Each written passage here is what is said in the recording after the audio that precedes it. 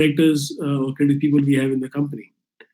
The the edge has been, now let me ask you the reverse question, and that comes from maybe an expatriate point of view. And I will encourage you guys to unmute your mics and answer me this question.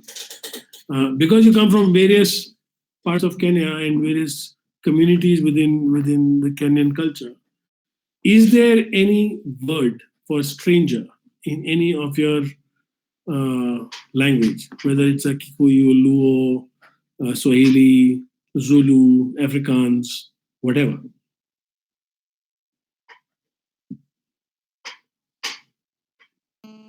I think I wouldn't say there is a word for a stranger, but maybe foreigner. Most of us just use foreigner, I guess. Yeah.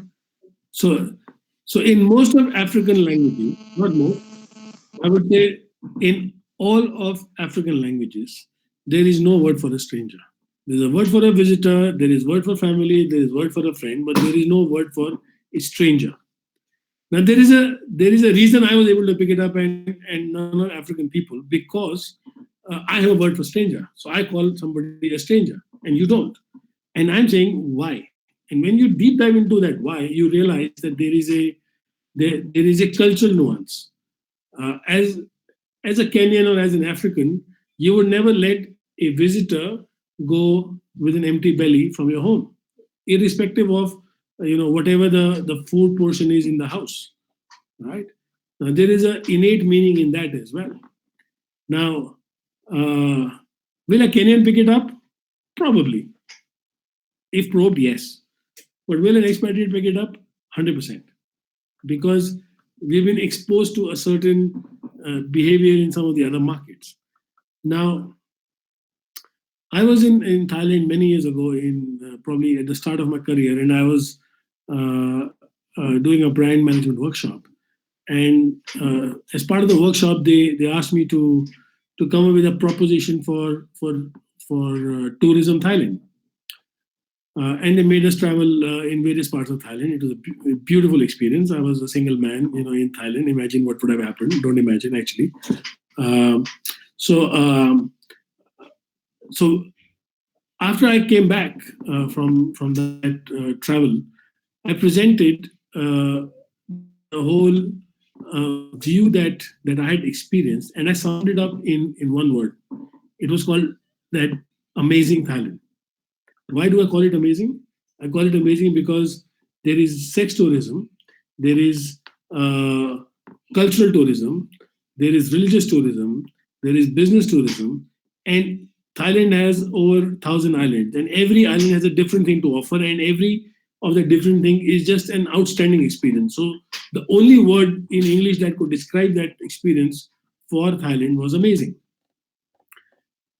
24 years hence, they're still using the same platform. It was developed by me. Now, I was asked to stay back and implement that whole platform for 2 years and so on, which we did. And now that campaign still holds true. So it's not that a Thai person would not have come up with that campaign idea.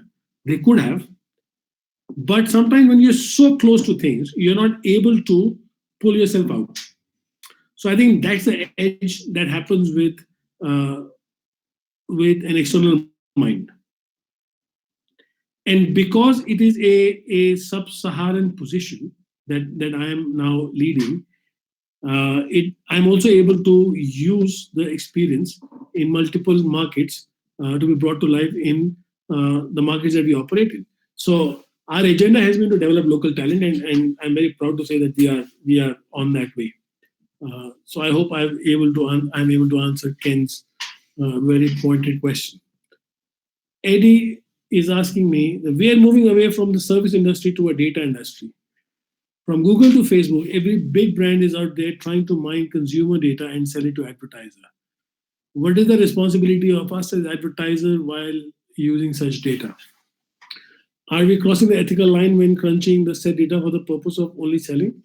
The answer to that is 100% yes. I am absolutely not for using that data to develop certain pointed communication. I think that is breach of privacy, and I am all for this whole uh, openness about what data are we using and why. It's quite important to target mindsets, but not individuals. And I think there are various mindsets that we can address, but it's not important that I need to know Moveen or Nerinda or Eddie or so on and so forth.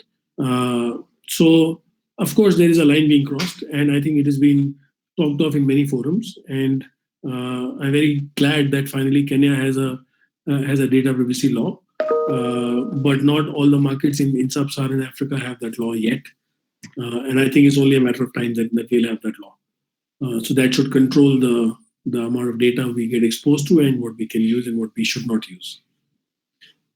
Yalinda is asking me, given how Kenya at large considers homosexuality a non-issue and maybe illegal, do you think that Fresh Fry, Pwani Oil should have taken a stand on the issue of their product placement by Anita that showed two gay men in it?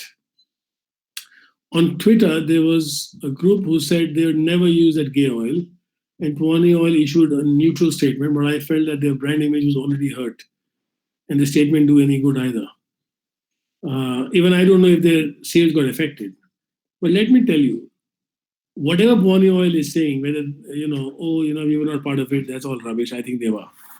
I think they didn't know the extent Anita would go to. And when they realized, they tried to backtrack.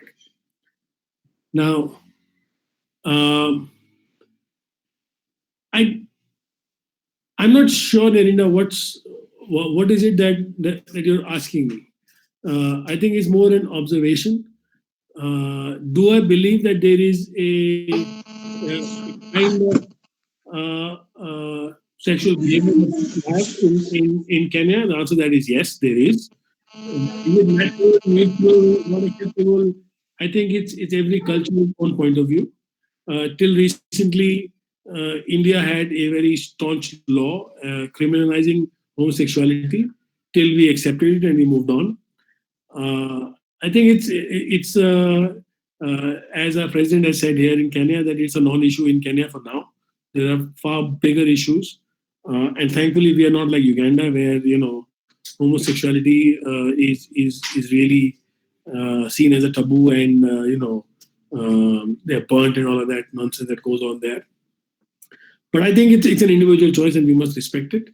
Whether a brand should use it or not, I think it's a prerogative. They tried to use it, but I think they backtracked in a very disrespectful manner, in my view.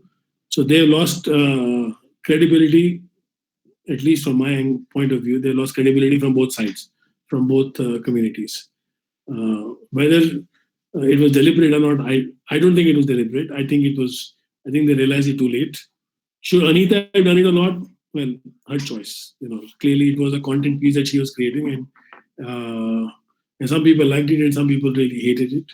And actually, most people hated it. But I guess that was also part of creating certain amount of controversy, and she was able to do it. So yeah. Nicole, as a consumer in advertisement chain, I am more drawn to international products and find it easier to spend time and my data watching international ads. What do you think draws consumers like me to foreign products and not the local ones? I guess you're drawn to those because you like a certain kind of point of view. At the same time, not everybody would have the same point of view. So, Nicole, I would say that you're probably more exposed, and as Kenya gets more exposed, which will happen pretty soon, I guess most people will like to see similar kind of content.